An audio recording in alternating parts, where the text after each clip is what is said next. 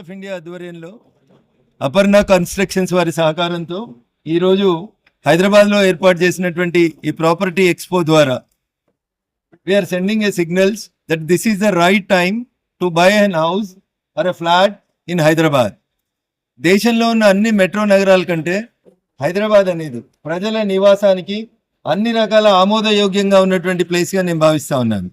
ఎందుకంటే బెంగళూరు పోతే traffic congestion, ఢిల్లీకి పోతే ఎయిర్ పొల్యూషన్, వెస్ట్ బెంగాల్ పోతే ఇంకొక రకమైనటువంటి సమస్య, కలకత్తాకు పోతే ఇట్లా రకరకాలైనటువంటి సమస్యలతోటి దేశంలో ఉన్నటువంటి మెట్రో నగరాలన్నీ ఇబ్బందులు పడుతున్న తరుణంలో Hyderabad is the place where you can invest, where you can purchase a new house.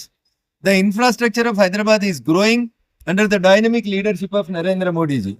ఇప్పటికున్నటువంటి ORR traffic కంజెషన్ని ఎదుర్కోబోతున్నటువంటి ప్రస్తుత తరుణంలో హైదరాబాద్కి సుమారు 300 కిలోమీటర్ల రేడియస్ తోటి ఒక రీజనల్ రింగ్ రోడ్ అనేటువంటి పేరుతో త్రిబులార్ని ఏర్పాటు చేయాలని భారత ప్రభుత్వం ఆ దిశగా అడుగులు వేస్తూ ఉంది.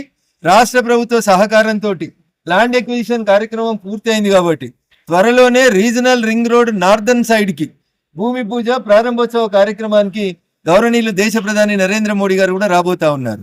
Not only regional ring road, దాంతోపాటు రైల్ని కూడా కనెక్ట్ చేస్తే ట్రాఫిక్ కంజెషన్ కానీ movement of the people will become easy అనేది సంపూర్ణంగా నమ్ముతున్నాం. కాబట్టి ఇర్రెస్పెక్టివ్ ఆఫ్ ద పార్టీస్, రాష్ట్రంలో ఏ పార్టీ అధికారంలో ఉంది, ఎవరికి క్రెడిట్ వస్తుంది అనేది పక్కన పెట్టి ఓట్లేసి గెలిపించినటువంటి ప్రజల్ని దృష్టిలో పెట్టుకొని భాగ్యనగరంలో ఇన్ఫ్రాస్ట్రక్చర్ డెవలప్ చేయడానికి, ఎంఎంటీఎస్ ఎక్స్పాన్షన్కి, రీజనల్ రింగ్ రోడ్ కోసం, మెట్రో ఎక్స్పాన్షన్ కోసం భారత ప్రభుత్వం, రాష్ట్ర ప్రభుత్వం రెండు సంయుక్తంగా కలిసి ఈ హైదరాబాద్ని భాగ్యనగరంగా మార్చేటందుకు, భాగ్యవంతుల ఉండేటువంటి ఒక గొప్ప ప్రదేశంగా దీన్ని మార్చేటందుకు మేము శాయశక్తుల ప్రయత్నం చేస్తా ఉన్నాం. కాబట్టి హైదరాబాద్ బయర్స్ ఏదో రియల్ ఎస్టేట్ ఆగమైంది, ఇబ్బంది అయిపోయింది అని అట్లాంటి ఇబ్బందులు ఏం పడకండి. కరోనాలు, ఈ యుద్ధాలు, వీటినన్నింటినీ ఎదుర్కొనేటువంటి శక్తి భారతీయులకు ఉంది. నరేంద్ర మోడీ గారి నాయకత్వంలో వికసిత భారత్ 2047 వరకు దేశంలో ఉన్న అన్ని మెట్రో నగరాలను దాటి హైదరాబాద్ నెంబర్ 1 గా కావాలని మనస్ఫూర్తిగా ఆకాంక్షిస్తా ఉన్నాను. ఆ దిశగా పెట్టుబడిదారులు, కన్స్ట్రక్షన్ కంపెనీస్, ఫైనాన్షియల్ ఇన్స్టిట్యూషన్స్ అన్ని కూడా సహకరించి ఈ హైదరాబాద్ ని భాగ్యనగరంగా మలచాలని సవినయంగా అప్పీల్ చేస్తూ ఈ కార్యక్రమాన్ని ఆర్గనైజ్ చేసినటువంటి మిత్రులందరికీ కూడా శుభాకాంక్షలు, అభినందనలు తెలియజేస్తా ఉన్నాను. ఇప్పుడు రియల్ ఎస్టేట్ ఎలా ఉంది సార్ పరిస్థితి?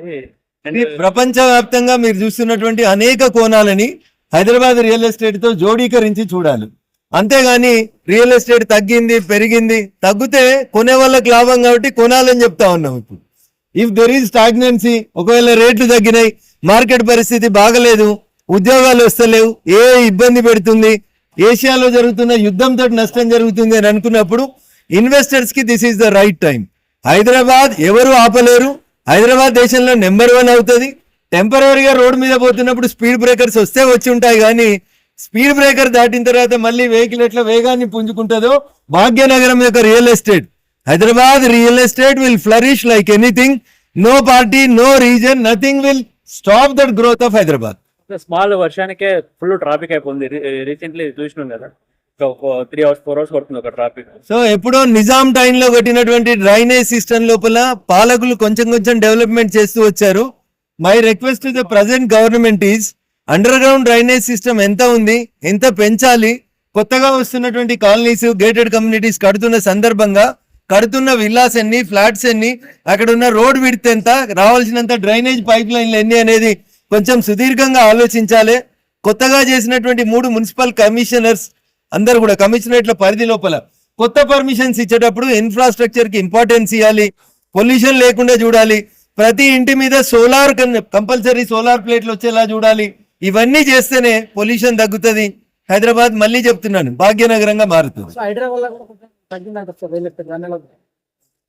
చెరువులను శుద్ధి చేయమని హైడ్రాన్ ఏర్పాటు చేసిరు, కానీ పేదోళ్ళ ఇళ్ళని క్లీన్ చేయమని చెప్పి హైడ్రాన్ ఏర్పాటు చేయలేదు. సో హైడ్రా కమిషనర్ గారు కూడా ఆలోచించాల్సింది ఏంటంటే, మాట్లాడుతూ ఉంటే పొలిటికల్ అని చెప్తారు. సబర్మతి రివర్ ఫ్రంట్ కట్టలేదా? కట్టినరు. కట్టినప్పుడు అప్పటి ముఖ్యమంత్రి నరేంద్ర మోడీ గారు సబర్మతి రివర్ ఫ్రంట్ ఏరియాలో ఉన్న పేదోళ్ళందరికీ ముందు ఇండ్లు కట్టించి వాళ్ళని అక్కడి నుంచి షిఫ్ట్ చేసిన తర్వాత అప్పుడు సబర్మతి రివర్ ఫ్రంట్ ని డెవలప్ చేసినారు. ఇప్పుడు మూసీ రివర్ ఫ్రంట్ ని డెవలప్ చేయాలని రాష్ట్ర ప్రభుత్వానికి నిజంగా చిత్తశుద్ధి ఉంటే ఆ మూసీ పరివాహక ప్రాంతంలో ఉన్నటువంటి పేదోళ్ళందరికీ ప్రత్యామ్నాయం చూపించి కొత్త ఇళ్ళు నిర్మాణం చేసి వాళ్ళని అక్కడికి పంపించిన తర్వాత మీరు డెవలప్మెంట్ చేసే తప్పులేదు. కానీ డెవలప్మెంట్ పేరిట డిస్ట్రాక్షన్ చేయాలనేటువంటి ఆలోచన ఏది ఉందో అది పూర్తిగా తప్పు. హైడ్రా నిజంగా పనిచేయాలంటే పేదోడికి పెద్దోడికి ఇద్దరికి కూడా సమన్యాయం చూపించాలి. అది ఎక్కడో జరుగుతలేదనేది హైడ్రా కమిషనర్ గారి మీద ఉన్నటువంటి అపవాదు. కాబట్టి ఆయన దాన్ని రెక్టిఫై చేసుకొని చట్టం ముందు అందరూ సమానం అనేటువంటి రీతిలో పోయి ముందు ఆ సల్కం చెరువులో ఉన్నటువంటి కాలేజీ సంగతి ఏందో తెలిస్తే హైదరాబాద్ ప్రజలకి హైడ్రా కమిషనర్ మీద విశ్వాసం వస్తుంది. లేకపోతే చిన్న చిన్న బిల్డర్లను బెదిరించి సల్కం చెరువును మాత్రం వదిలేస్తే హైడ్రా కమిషనర్ గారు అది మీకు చెడ్డ పేరు తీసుకొస్తుంది, మీ కెరియర్ లో అదొక మత్సగా మిగులుతుంది. కాబట్టి you take an appropriate decision on the college which was constructed in Salkam Cheruvu. అప్పుడే ప్రజలు ఏమనుకుంటారంటే అబ్బా పెద్దోళ్ళది కూడా గులగొట్టినారు కాబట్టి మాది కూడా గులగొడితే నష్టం లేదు అని అనుకుంటారు. థ్యాంక్ యూ అనండి.